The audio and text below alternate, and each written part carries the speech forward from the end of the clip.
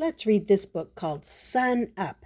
It's by Alvin Tresselt, and it's a very old book. It was published about 75 years ago, back in 1949, and it's a book about summertime.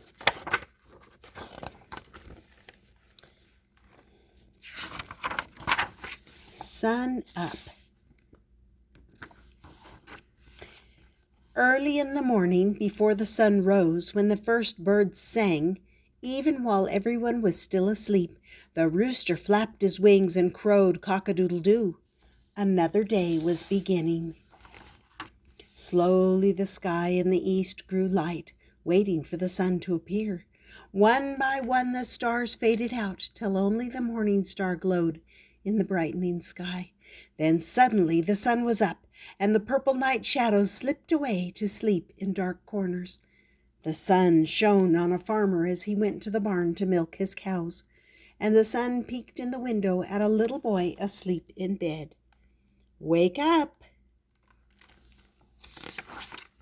The sun climbed higher in the sky and made the day grow hotter. Now the morning mists were gone, and tall sunflowers creaked on their thick stalks to face the sun. The farmer squinted his eyes at the bright sun in the high blue sky. "Today will be a scorcher," he said, and drove his wagon load of hay into the sweet-smelling darkness of the barn. The sun spied on a tiny field mouse as she scurried about looking for breakfast. The sun sparkled on the dewdrops hanging in a spider's web. Lazy cows lay in the shade of a sycamore tree. They chewed their cud and flicked flies with their ropey tails. The chickens scratched and clucked in the shadow of the barn, out of the heat of the sun. The little boy went into the woods to fish, but even the sunfish hid in the cool blackness at the bottom of the pond. Only the farmer was about, tossing forkfuls of hay onto the wagon. But the sun shone on in the colorless blue sky, and nobody could remember when there had been such a hot day. The little boy felt the heat of the sun on his back as he walked through the meadow with his dog. He heard the crickets chirp and rasp in the tall, fragrant grass, and a single catbird scolded at him from a blackberry patch. Now the day was very hot, and everything hid from the burning sun. Then, suddenly, everywhere and at the same time, everything was still. The crickets stopped chirping. The catbird ended his song and cocked his head. The cows swallowed their cud and rolled their eyes. The farmer leaned against the wagon, mopping his head with a large red handkerchief, and the little boy ran out of the woods to look at the sky. A low rumble rolled over the sky, and everyone heard it at once, and the muttering thunder rolled over the sky. Even the sun seemed to hear it, and a haze covered its face. Slowly at first, then faster and faster, black clouds boiled up to hide the sun, and blue lightning flashed through the clouds.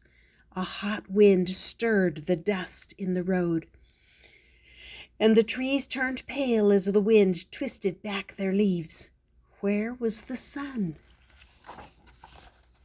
The little boy climbed up on the wagon, and the father led them quickly to the barn before the rain came.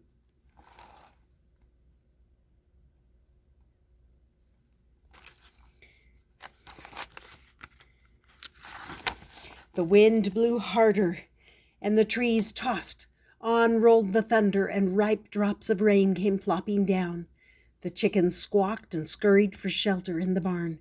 The cows huddled together close to the sycamore tree, and the dog hid away under the hay wagon. The little boy stood beside his father and watched the rain beat down on the muddy ground. He saw the lightning jump across the sky. He felt the mighty thunder shake the barn. He could smell the wet freshness of the summer rain. And now the wind was still.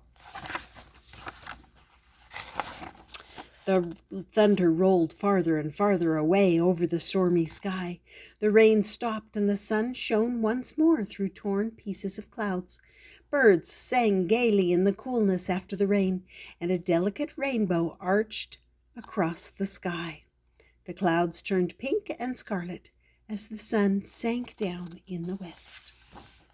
In the clear washed blue of the sky hung the new moon with a single bright star sparkling beside it. The farmer got ready to milk his cows again.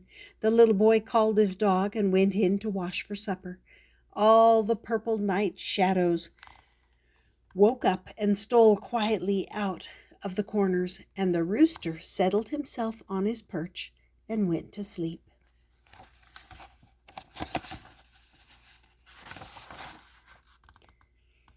And that, my friends, was called Sun Up, a very old book by Alvin Tresselt. And I hope you enjoyed it. I hope you subscribe and come back often. We'll see you next time.